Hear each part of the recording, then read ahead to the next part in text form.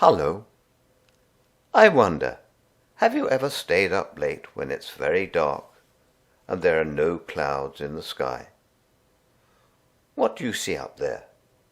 There's the moon and something else, all sprinkled across the sky. This story is called Winter Stars. Christmas was over. All the exciting parcels had been opened, and the Christmas tree, which had once been so fine and covered in beautiful sparkly things, was now waiting to be collected by the bin man. Alfie and Annie Rose were put to bed in the little room next to Grandma's. There was a door in between, which was always kept a bit open. Annie Rose had a cot in the corner, and Alfie slept in the wooden bed which had been Mum's when she was a little girl. That night Alfie lay awake until very late. He could hear Grandma moving about in her room. She had put a night light by the door, which made a pattern of stars on the ceiling. Alfie lay and looked at them until at last he dropped off to sleep. Next morning, when he woke up, it was dark, and the stars on the ceiling were still there. Mum and Annie Rose were still asleep. So Alfie crept into Grandma's bed to keep her company while she had her early morning tea. They looked through Alfie's catalogue of beautiful shiny cars, talking in whispers and choosing which one they would like to drive. After breakfast, when Alfie and Annie Rose looked out, the garden was all white with frost. The trees and bushes were just grey misty shapes. It was too cold to play out of doors, so they stayed in the kitchen and did some cooking. Grandma was making a pie for lunch.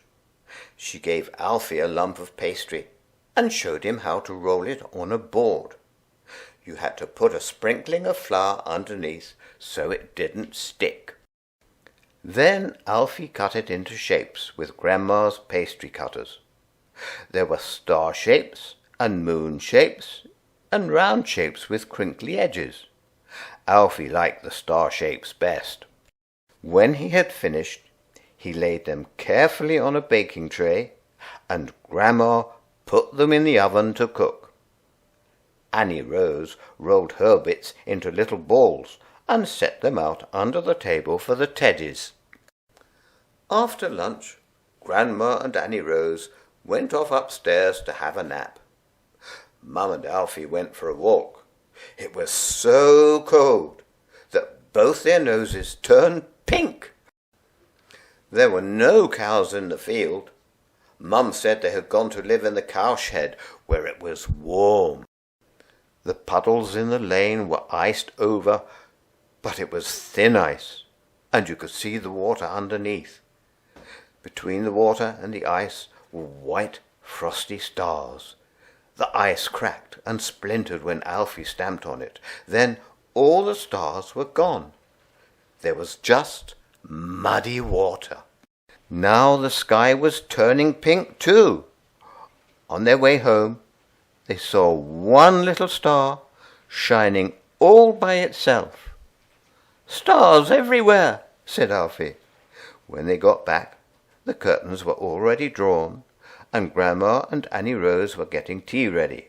Hot muffins and cake. They kept Alfie's delicious pastry stars until last. They were just finishing tea when Dad arrived. "We've saved you the stars," Alfie told him. "Good," said Dad. Then they all put on their warm coats and scarves and went outside. Now the trees stood out clear and black. You could see every branch and twig, and the sky was full of stars.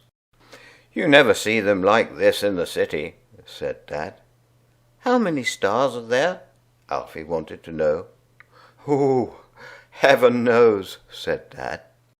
"Well, I can see exactly what Alfie's dad means. If I tried to count all those millions of stars, I wouldn't have time to go to bed. Bye-bye."